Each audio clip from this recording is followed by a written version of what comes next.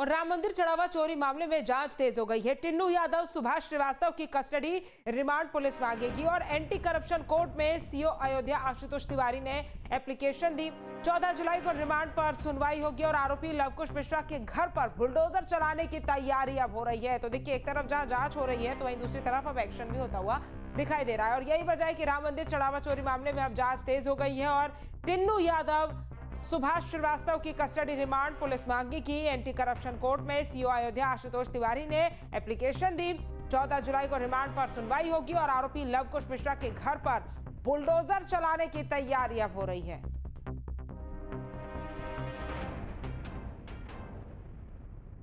तो देखिए, 14 जुलाई को रिमांड पर सुनवाई होगी। आरोपी लवकुश मिश्रा के घर पर बुलडोजर चलाने की तैयारी हो रही है।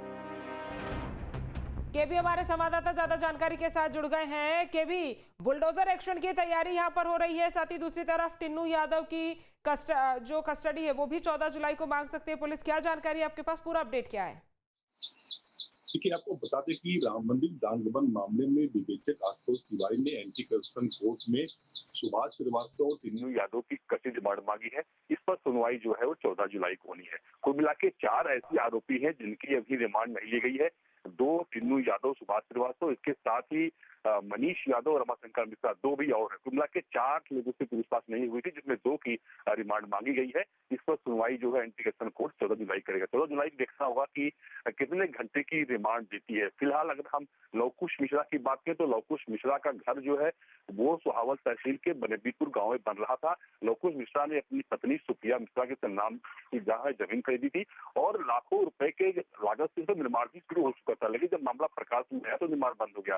फिलहाल अयोध्या विकास प्राधिकरण ने लवकुश मिश्रा की पत्नी सुप्रिया मिश्रा को नोटिस दिया था, लेकिन सुप्रिया मिश्रा की तरफ से अभी प्राधिकरण को कोई जवाब नहीं आया, जिसके साथ अब प्राधिकरण जो है वो बुलडोजर एक्शन की तैयारी कर रही है।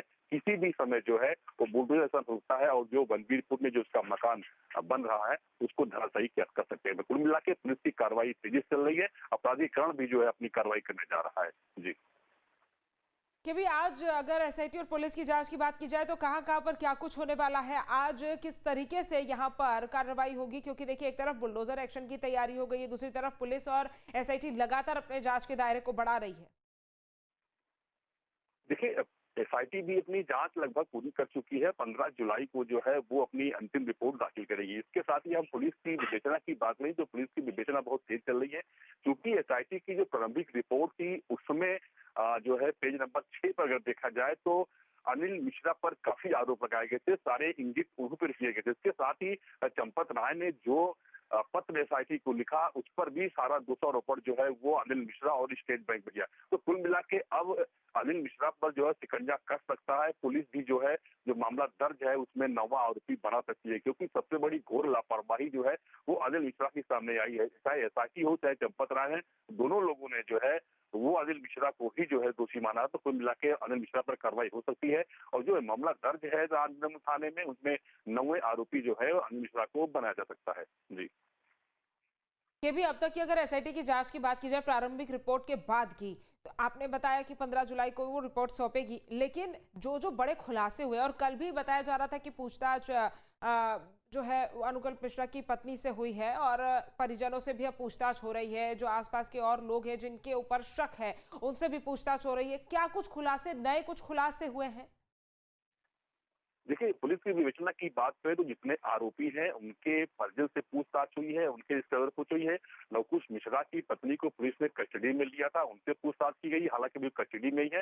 तो जिस तरह से माना जा रहा है कि ये राम मंदिर से पैसा चोरी करके अपने रिश्तेदारों को ये दे रहे थे और उनसे अकाउंट में नंबर 1 का पैसा लेते, यानी कि ये पैसे को सफेद कर रहे थे। तो सारी जिस तरह बातें आ रही है कि शेयर मार्केट में भी कोई कुछ पैसे निवेश किए थे, कुछ पैसे प्रॉपर्टी में भी निवेश किए थे। तो टिन्नू यादव का एक भांजा है राजीव यादव जो प्रॉपर्टी का काम करता है, उसके जरिए भी टिन्नू यादव ने कुछ पैसे प्रॉपर्टी में निवेश किए थे। तो कुल मिला के देखा जा रहा है कि जिस तरह से अनुकल्प मिश्रा हो, अविनाश शुक्ला हो, सबकी जो है जांच चल रही है। माना जा रहा है कि अविनाश शुक्ला की शादी भी तय हो चुकी थी, लेकिन अब इसी के जरिए वो टूटने के कगार पर, क्योंकि लड़की वाले भी अब देख रहे हैं कि जिस तरह से इनका नाम उछल कर आया है, तो कहीं न कहीं लड़की के पे भी दाल लग सकता है, इसलिए शादी जो है टूटने के कगार पर। तो कुल मिला के जिस तरह देखा जा रहा है, जितने आरोपी हैं, सबके परिजन हो, रिश्तेदार हो, नजदीकी हो, सबकी जांच चल रही है। कुल मिला के जो 8 आरोपी हैं, इनके सहित 30 अकाउंट जो है वो पुलिस ने सीज कर दिए गए हैं। वो बैंक अकाउंट को चेक कर रही है कि 10,000 के ऊपर कितने ट्रांजेक्शन हुए हैं। इसके साथ ही सभी आरोपियों के साथ साथ जितने परिजन हैं या नजदीकी लोग हैं, उनकी सीरियार निकाली गई है। कौन कौन कितनी देर किससे बात किया है, तो पुलिस जो है जितने भी संदेश दायरा में है, पुलिस तो सब लोग हैं और सबकी जांच चल रही है। और माना जा रहा है कि बहुत बड़ा खुलासा होगा जब पुलिस मामले की विवेचना के बाद जब चार्जशीट दाखिल करेगी। जी ठीक है, अभी तमाम जानकारी हम तक पहुंचाने के लिए आपका बहुत बहुत धन्यवाद। आपके मोबाइल पर तुरंत आएगी ब्रेकिंग न्यूज, स्क्रीन पर सबसे पहले दिखेगी बड़ी खबर, देश दुनिया की हर खबर एक जगह। अब आपके मोबाइल पर तुरंत फटाफट इंस्टॉल कीजिए न्यूज नेशन ऐप और रखिए खुद को अपडेट।